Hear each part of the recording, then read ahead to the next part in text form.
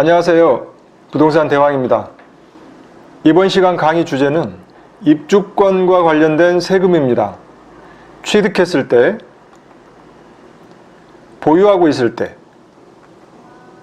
양도하려고 할 때 반드시 알아야 할 내용을 위주로 알려드리겠습니다. 시작하기 전에 구독과 좋아요, 알림 설정 잊지 마시고요.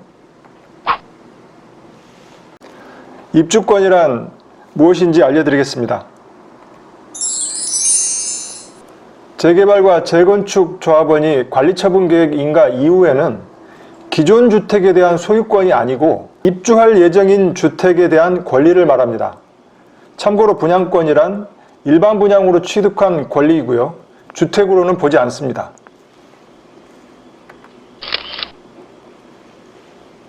입주권을 취득했을 때 취득세는 어떻게 되는지 알아보겠습니다.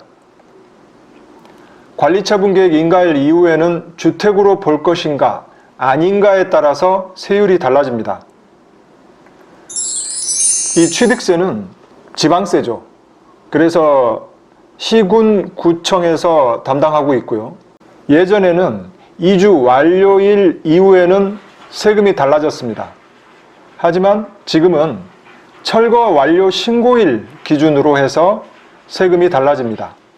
예를 들어서 85제곱미터 이하이고 9억 원 초과라고 가정했을 때 주택으로 간주되면 취득 제세율은 3.3%이고요.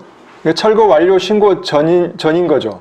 철거 완료 신고 후에는 토지로 간주돼서 취득 제세율이 취득세 4%, 농특세 0.2%, 지방교육세 0.4%로 4.6%입니다.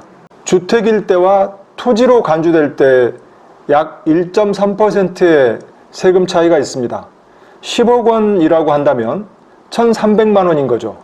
꽤 큰 금액입니다. 입주권을 주택으로 볼 것인가, 주택으로 보지 아니하는가에 따라서 달라지는 거죠. 다음은 입주권을 보유하고 있을 때 내는 세금입니다. 재산세죠. 관리처분계획 인가일 이후에는 주택으로 볼 것인가 아닌가에 따라서 이 재산세 부과 내용이 달라집니다. 매년 6월 1일 현재 철거 완료 신고가 되어 있느냐 안 되어 있느냐에 따라서 세금은 달라지는 거고요. 철거 완료 신고를 아직 못했을 때는 주택으로 간주해서 7월 달과 9월 달에 재산세가 부과되고요. 철거 완료를 6월 1일 이전에 이미 했다라고 하면 토지로 간주되어서 재산세가 9월 달에 부과됩니다. 약간 다르지요? 그리고 종합부동산세는 어떻게 되느냐? 주택분 종합부동산세 납부 의무자는 매년 과세 기준일은 6월 1일입니다. 그래서 주택분 재산세 납부 의무자가 바로 종합부동산세 납부 의무자가 되는 거죠.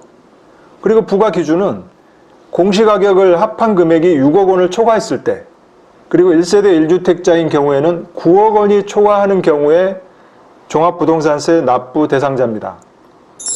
따라서 도정법에 따른 재건축 입주권으로 재산세가 주택분으로 과세되지 않을 경우에는 종부세도 과세되지 않습니다.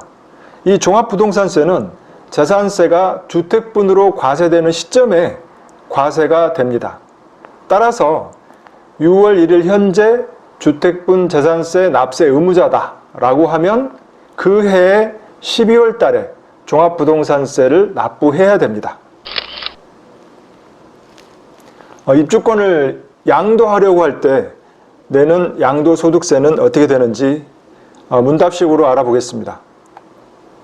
첫 번째, 2주택 이상자가 조정대상 지역 내에서 입주권을 양도했을 때 세율은 어떻게 되는지, 두 번째는 비과세에 해당되는 보유 조건은 어떻게 되는지, 세 번째는 장기보유 특별공제율과 기간은 어떻게 되는지 알아보겠습니다.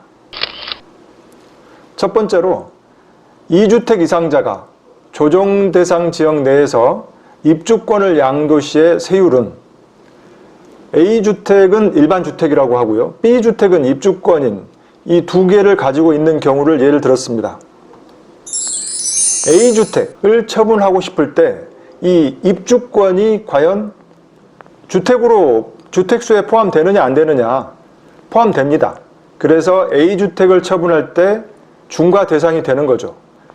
그리고 B 입주권을 처분하고 싶을 때 B 입주권 자체를 양도하는 경우에는 다주택자